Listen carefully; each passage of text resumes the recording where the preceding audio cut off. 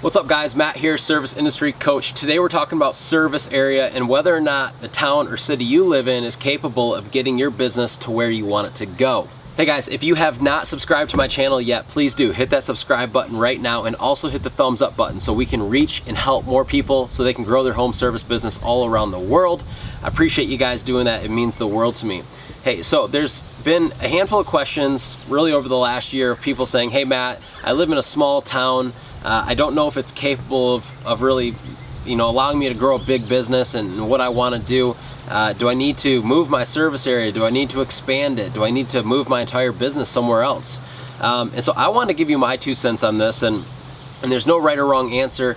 But for me, when I grew my home service company, and some of you guys also know Josh Latimer, our companies were in the exact same town. We were competing businesses, and our town is extremely small. The town I live in only has 4,000 people. The surrounding area, there's surrounding towns that have, 15,000, 10,000, 8,000, but there's no large cities, quote unquote, around us. To get to a large city is really a 45-minute drive. And so we built large home service businesses in a very rural area. And I've got my theory on actually why sometimes I think growing a business in a rural area is more of an advantage than growing it in more of a city setting. And it's simply this: there's less competition. There's less companies to compete against. It's very rare that we ever bid against other businesses. When people call us, they call us because we're the dominating company in town. There's just nobody else doing it as good as us. Nobody around here markets as hard as we do. So when they search for our services, we're the only ones that pop up. And if we do compete against somebody, it's literally almost always only one other company. And so my theory is sometimes actually growing a business in a smaller town is an advantage because there's less competition. And so I want you to keep that in mind. A lot of you guys that live in small towns are a little discouraged, and you've spoken that to me.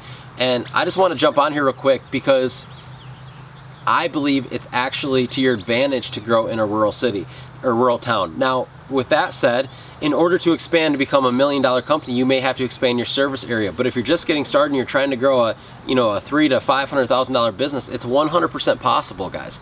And so I just want to jump on here and tell you that. Now, if you live in a city setting where there's a gazillion people, of course, that's good as well. The more people, the more opportunity.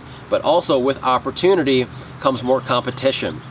Now, on the reverse side, you guys have heard me say this, that I'm not afraid of competition. It just tells me that there's actually a market for it. And so you got to kind of evaluate. And here's the deal.